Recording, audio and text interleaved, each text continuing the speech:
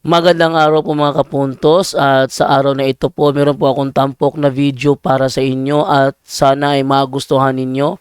Kaya sa mga bago pa po sa aming channel, please po don't forget to hit the subscribe button at ang notification bell para maging notified kayo sa bawat video na ilalabas ko sa channel na ito. At bilang kahilingan po ng punto por punto team at naway maintindihan po ninyo, sana po wag nyo pong i-skip yung mga ads sa aming mga video. Sa maliit na bagay na po na yan, malaking tulong po yan sa ating programa at sa ating ministry. Sana po maunawaan po ninyo. Maraming salamat po, kaya wag na po natin patagalin. Simulan na po natin.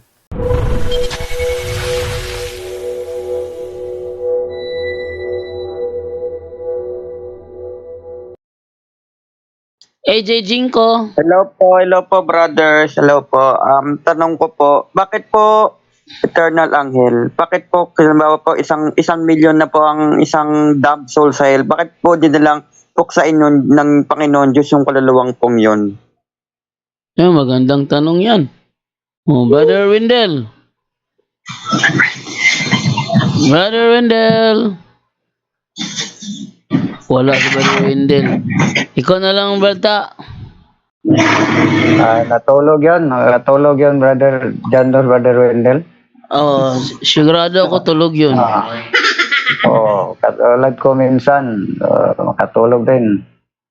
So, ang tanong, ano tong tanong, Brother Jandor? Waka pwede sagutin sa ating makasama. Ulitin ko na lang po mga ano po. Bakit po eternal ang hell? Tapos, halimbawa po may 1,000,000 na po nakalipas, may isang dumb soul, ba't di na lang po ipuksain yung Panginoon Diyos yung kaluluwang pong ganun? Parang ganun po. Eternal? Puksain ng Panginoong Diyos yung mga kaluluwa sa impyerno para di na po sila mahirapan. Bakit hindi na lang puksain? Ayun ba ang lahat ng kaluluwa na sa impyerno? Apa.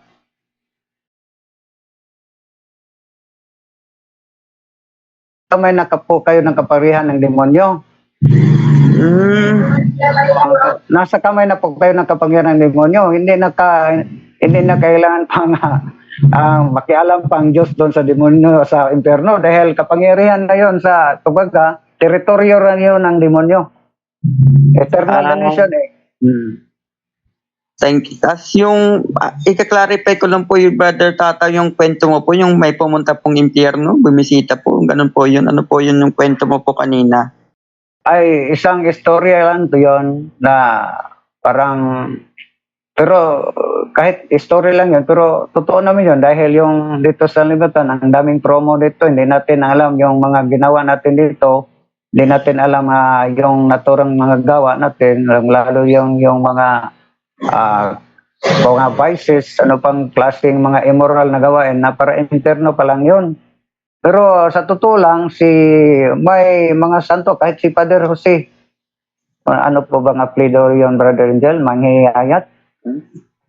Na pinantulutan siya ng Diyos na makapunta sa purgatorio, langit at sa impyerno para kita niya ano po ang sitwasyon ng impyerno. Ni Padre Jose yun, istorya yun ni Padre Jose, panahon na siya ay naksidente at saka siya ay muling nabuhay. So, pero yung anong specific mong tanong, brother? Yung kwento mo po yun. Ito po tanong ko, last na tanong ko na po. Bakit po wala ang libro ng Enoch sa Biblia? Ay, nandiyan yun sa sa apocryphal books yun, ang Enoch. Ang ang dineklarar ng simbahan dahil yung nagdeklarar na tawagin ng Biblia dahil yung pastor, kahit tanungin, laging sila ang tumututol na hindi Katoliko ang nag-compile sa Biblia pero wala silang sagot ng kung sino. Tulad ni Bacalaris, tinanong siya na sino ang nag-compile ng Biblia, siya ang sagot niya si Polycarp. Nandiyan. At saka nandiyan ang sulat sa mga gospel, ang nag-compile. So, ang simbahang Katoliko lang may karapatan na magdeklarar na yon lang ang kinikalala, yung 73 books, yung hindi na nakasali. So, lalo na yung Book of Enoch na sa Apocryphal. So, yun lang. Ay, may last tanong na po ako, last tanong. Ano po ang kaibahan? Kasi po nakikinig po ako sa mga testimony ng Protestant, Catholic, mga NDE, near-death experiences, napunta po sa siglangit, impyerno, ganun po. Ano po kaibahan nila? Catholic, Protestant, na ganun po. Ano ang kaibahan ng Catholic at Opo, yung napupunta po sa langit, impyerno, ganun po. Meron kasing Actually, meron kasing mga claim mga protestante na si Angelica Zambrano nakapunta sa langit, nakapunta sa impyerno, meron din sa Katoliko. So alin ba talaga sa dalawa ang totoo kasi kanya-kanyang Opo. version na. so ang totoo ang sa atin dahil yung Angelica is kumbaga private revelation yun, walang saksi yun, siya lang. Pero ang sa atin, yun na nila na kung i-search natin mga kapatid dahil ang kung basahin natin ang 1 Peter chapter 1 verse 16, di ba? Kailangan magbanalin kayo dahil po ako ay banalin. Romans 6:22, may mga bunga kamo sa pagkabanal. So walang ibang simbahan na may bunga sa pagkabanal, ang simbang Katoliko lang. Dahil tayo lang ang mag-celebrate ng All Saints Day dahil ang simbang Katoliko lang may mga bunga sa pagkabanal. Yung iba, kahit pa yung founder nila, hindi pa yun banal eh. That ang simbang Katoliko lang may kapangyarihan na mag-declare to canonization based po sa investigation sa mga facts bago siya makanonize na yung naturang tao ay nandun na sa langit. Ang simbang Katoliko lang may karapatan. Yung mga iba, self-proclaim lang yun. So, yung sarili lang, hindi nila mapapatunayan through facts, mga kapatid. So, katulad ni Felix Manalo, pumasok lang ng kwarto niya, 3 araw, 3 gabi, hindi kumakain, nagpasa, paglabas niya, anghel na. Si Muhammad, pumasok dahil yung style ni Manalo, pinapattern niya si Muhammad. Ngunit si Muhammad sa isang yungib lang, 3 araw, 3 gabi din hindi kumakain. Paglabas ni Muhammad, propeta na dahil para sa kanina, nagpakita niya si Angel Gabriel. By the way mga kapatid, aking ipaano brother dyan ha, may debate kami ngayong linggo, sana matuloy. Sino kalaban? Si Brother Muhammad Tumaranga, isang Maranao, taga Marawi, Kilala isang ko yan. isang imam ng Kapatid Atong Islam. Siya ang sabi ko nga patunayan ko na ang Islam ay tatag ni Muhammad. Siya wag. Ako po ang magpapatunay tatag ni Allah. Kayo nang bahala na kung paano yun mo i-deny o i-rebut o bilang Comparative, negative. So, brata. sana Brata, Brother comparative. Ha? Comparative ang gawin ninyo. Hindi yan comparative. Ako ang mag-deny. So, papatunayan, gamitin ko ang lahat ng mga talata sa sura. Yan ang gamitin ko at i-reference sa Quran. Hindi Sige. ko magamit ang Bible. Kung ano ang deliberation niya, yun lang ang itanong ko. Lahat ng ginamit niyang mga talata sa Quran o sura, yun lang ang gamitin ko sa pagtanong at sa using yung problema naman yun sa kanya dahil may pablito ako dito na before Islamic time ang mga Arabo, may mga Arabong naging Christian, may mga Arabo nga reliyon nila ay Judaism at ang iba ay sumusunod sa mga pagano yung 360 nga deities nila, Diyos-Diyosan. May pamplito po ako sa Islam eh. So, problema na yun niya. Basta kay sa atin lang, para sa akin, hindi man sa akin ang borde sa kanya man, magnegar lang po ako kung ano po ba ang deliberasyon niya, pero hindi ko gagamit sarili na aking talata, sarili, dahil Quran yung ginamit niya eh.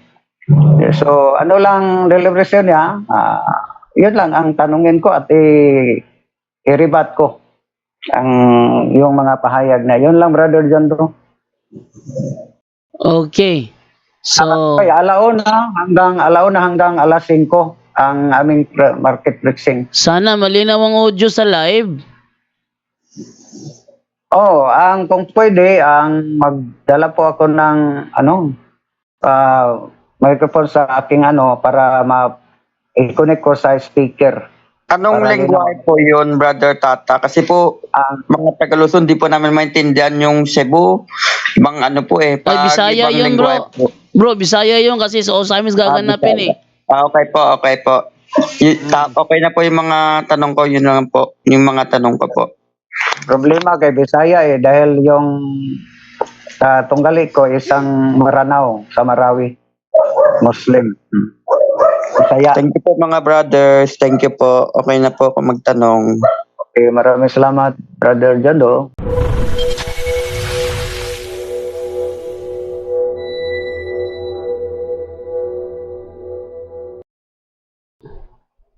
Good evening, bro. Good evening sa lahat. Yes, good evening, bro. Bro, mayroon akong tanong about deliverance and exorcism ba? Ah, Yung mag-break and sales and consecration sa yung sasakyan within sa parking lot lang, okay lang ba yun? Mas hindi sa'yo yung parking lot? brother, Sandali lang. Anong ang tanong? Pwede. Wala pa ba si Brother Wendell? meron man. Andyan na, Brother Wendell, andyan na. So, Brajando, nakapin pa rin yung presentation ni Bratata, Brajando. Sandali lang ang kunin ang Brother Wendell, good evening sa iyo, Brother Wendell. Sandali lang, paano pa ito tanggalin? Hello, Brother Wendell.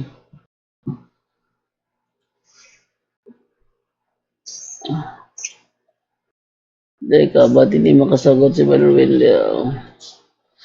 Hello, Brother Wendell. Hello. Ay, ikaw lang sagot doon, brata. Hindi nagre-response si Brother Wendell. Ang Pwede ba daw siya mag Sandali lang. pwede ba daw siya ano Nakauna, Brother Wendell, na, Brother Wendell. yun nga, hindi nga nagre-response. Hindi nag-mute, no? Oh. Okay, so ang tanong ano sa parking area ba to? Parking lot, pag mag-park po siya sa kanyang sariling sasakyan, pwede ba siya mag-deliveran sa parking area?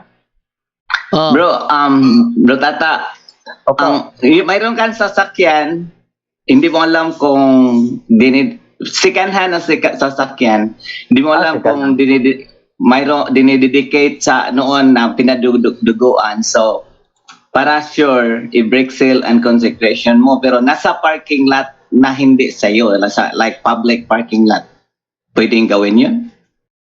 Wala yung parang ng authority? Sandali lang. So, nakabili kayo ng sasakyan yung second hand. Then, Yeah.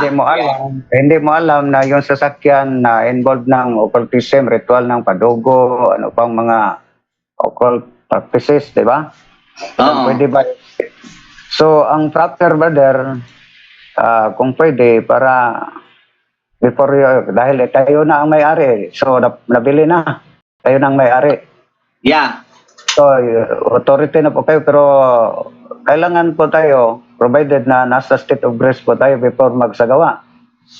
Yeah. At saka, pwede na may deliverance yung sasakyan, pero mas maganda doon sa bahay mo, at saka tapos magpunta kayo ng pare para i-publish.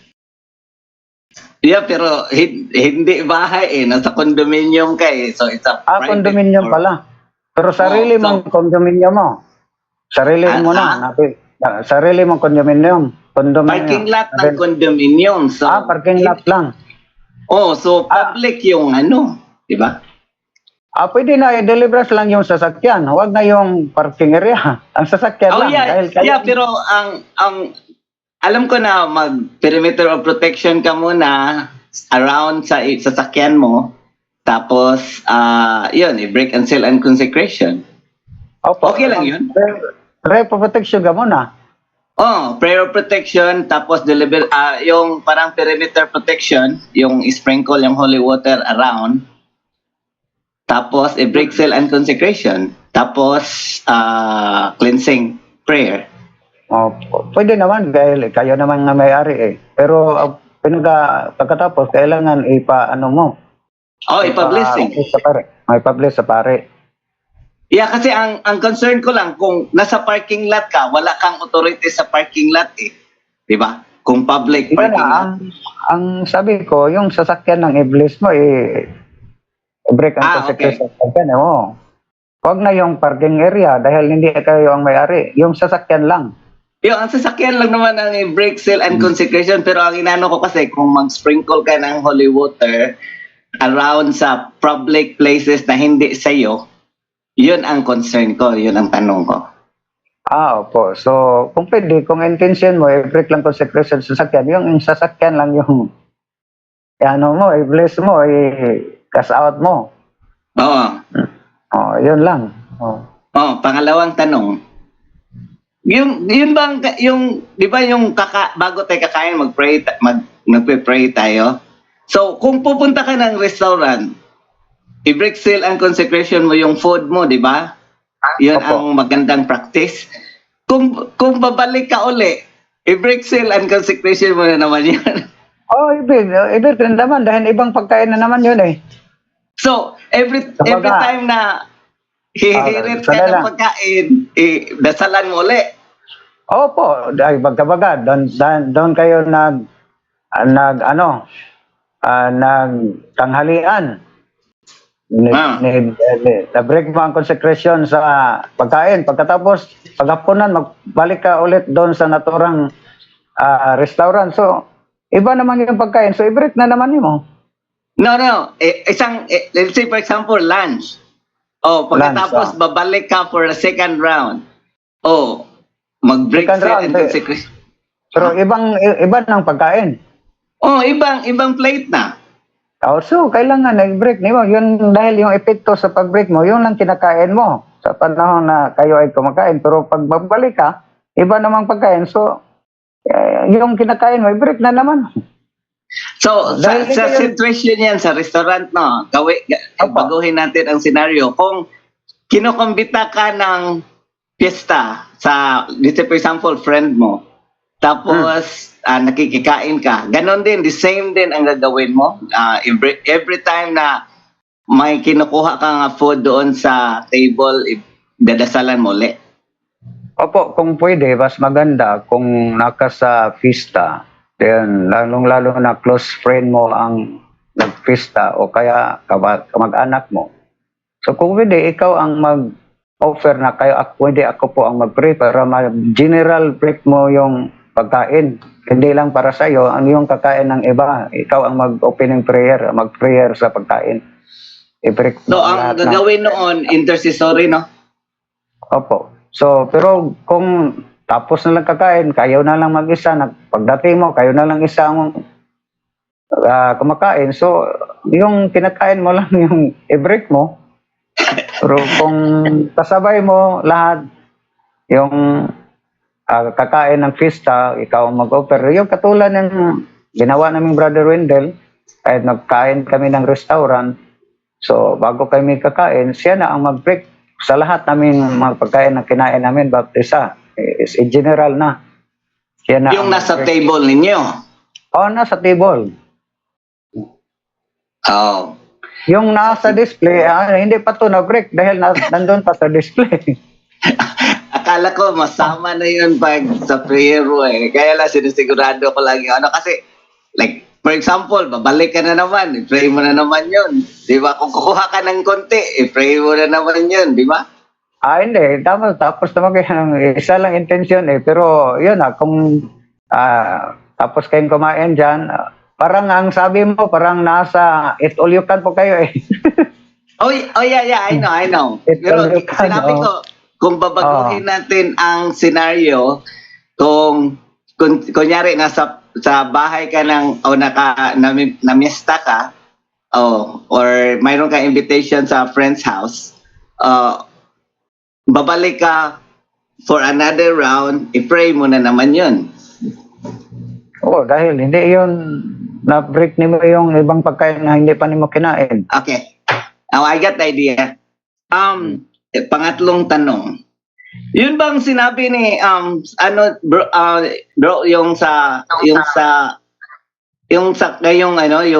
All Saints Day, Yung bang gagawin natin na mag-pray tayo o pupunta tayo sa cemetery? Roger Rondat, mas maganda Ang sabi ni Brother Wendy, nung narinig ko sa program na sprinkle yung holy water saan? sa puntod, sa Nitso. Sa nito ng binibisita mo. Oh, Kasi ang concern- parang ginawa yung mga minister o pare magresponso ng libingan. Di ba? Mabasa man yon sa bilang 1918 sa King James Version, pati yung Nitso, ibinulis ng pare na ginamit ang holy water. So, yung Nitso, kung anong libing ng pinagdasal mo, yun ang sprinkle mo ng holy water. Yun lang, hindi yung katabi. Oh, hindi naman yung kasali sa ipiprail. Maliban lang sa kasali yung katabi na ipiprail mo. Kung Okay. yung 8 days, kung pwede, yung may mga pangalan, isali mo, yung katabi, kahit hindi mo kamag-anak, hindi mo kilala, pero nabasa mong pangalan, isali mo sa prayer, pwede na naman.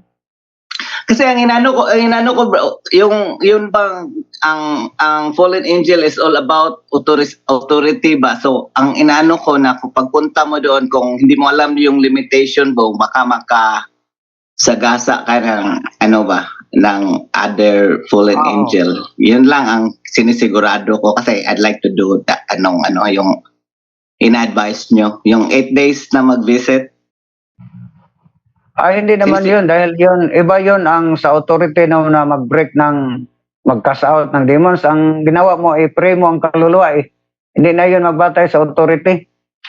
Kasi in-sprinkle mo kasi ling water. Ang naiisip ko na baka magalit yung hindi sinasama mo sa prayer mo, parang ganun ba? Yun lang ang Opo, pero sinisigurado. kung mas maganda sa pagkakataon, pag mayroon may yung sa naturang, dahil gawin mo yon sa araw ng kaluluwa, di ba?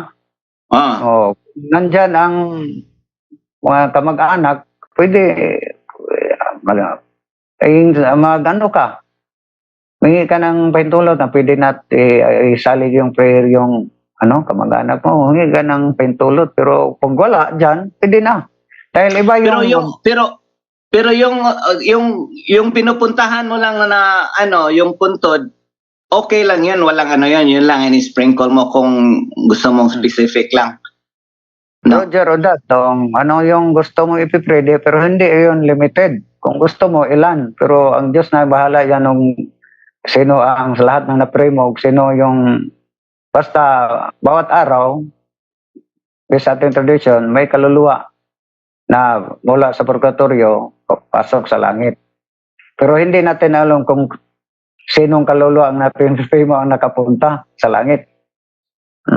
Ang Diyos lang may Okay. alam. Basta unlimited ang pag-pray ng mga kaluluwa pagpunta mo sa mga cemetery. Okay, okay, salamat bro. Yun lang ang tanong Okay, ko. you're welcome.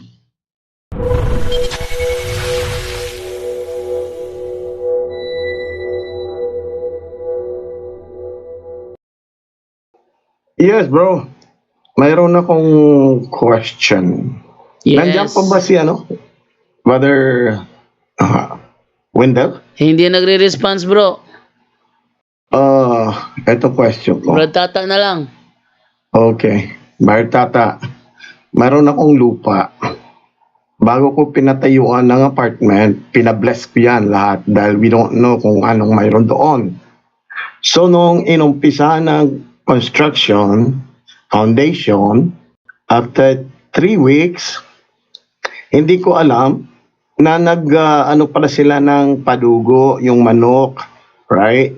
Hindi ko alam yun. So, nalaman ko na lang after 2 months na pinaduguan nila yon.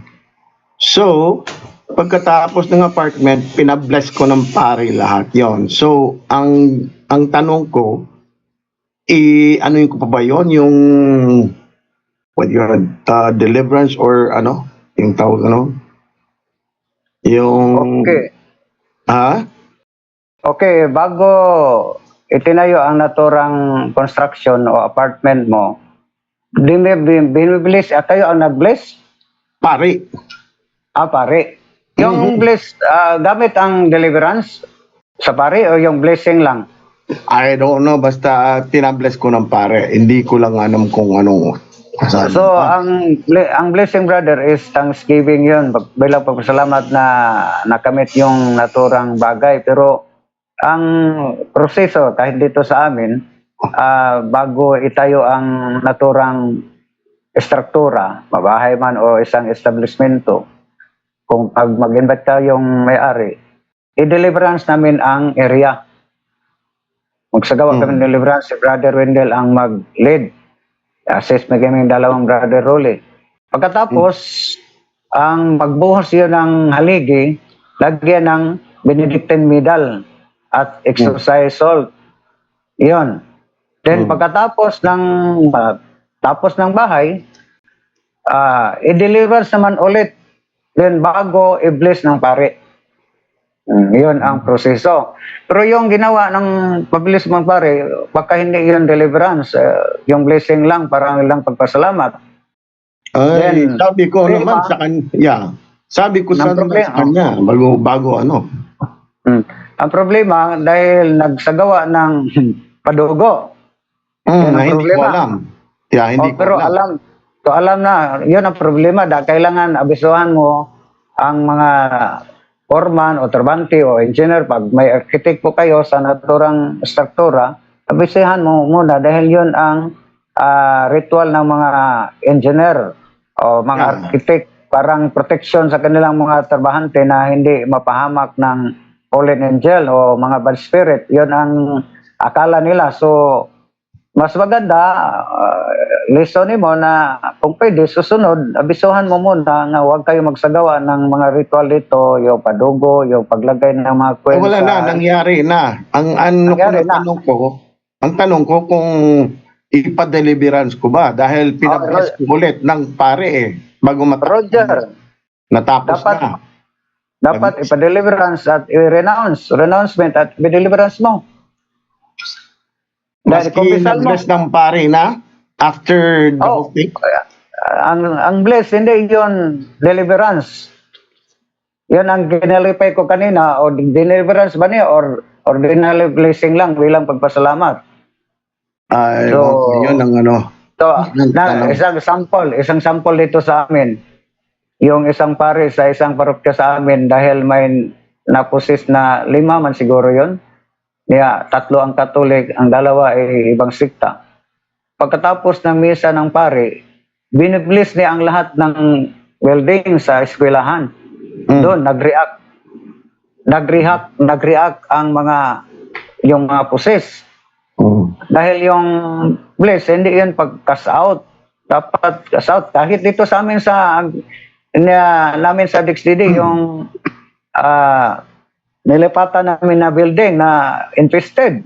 Pati yung CEO namin na Father Daryl, siya mismo nag-experience na may sa Bisaya pa, Binuangan, may kawan sa kanila na yun ang dahilan nag-bless siya, pero hindi yun pag-cash out ng fallen angel.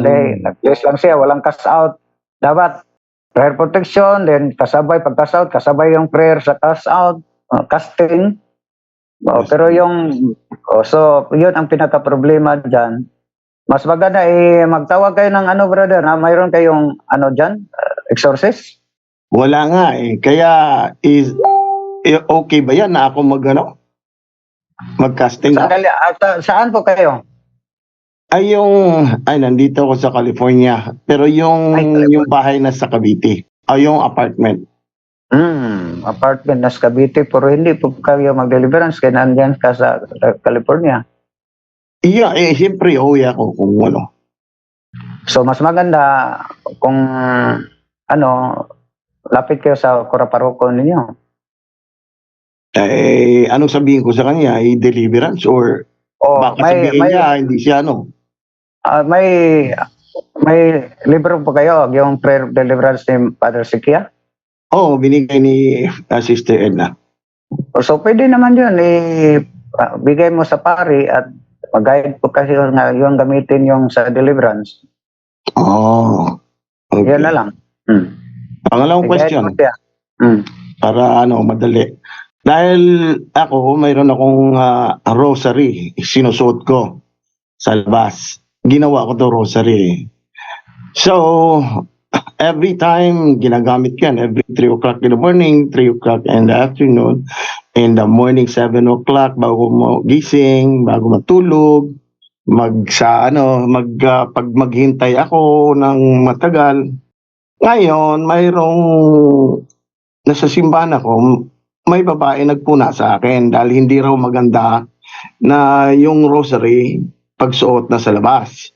Ang sabi ko naman, kaya linagay ko sa labas para magkaroon ng conversation. Dahil magtanong sila, di ba? And then it opens a conversation, then I can evangelize. Pero sabi niya, hindi, parang nayayabangan siya o something.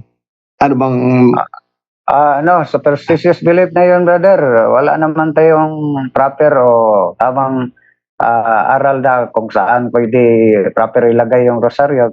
Pero importante, gamitin sa pag-prayer yung rosaryohan kahit asan ilagay. Di ba? There's sabi niya, ilagay sa bulsa o itago. Pwede naman, pero kung gamitin mo, pag rosaryo, ay hindi naman pwedeng nasdiyan sa bulsa. Iyon nga ang O sabi kaya- ko sa kanya dahil mag-drive ako, madali kong makuha. At saka Opo. mag-open sa a conversation to evangelization.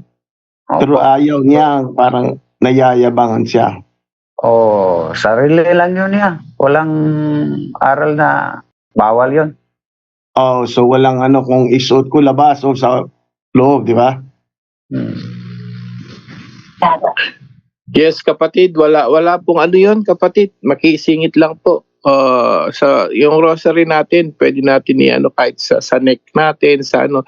Ang importante po turo na simbahan gamitin po. So, okay lang po kahit i-wear mo sa gawing para necklace po, kapatid. Yeah, dahil lang ko dyan, aim to open a conversation so I can explain what the rosary. Dahil ako noon, hindi ako mag-rosary noon. Dahil akala ko, yung rosary pambabae lang yan. Pero nung naumpisahan ko, every time rosary, every day, doon ko nakita ang blessing.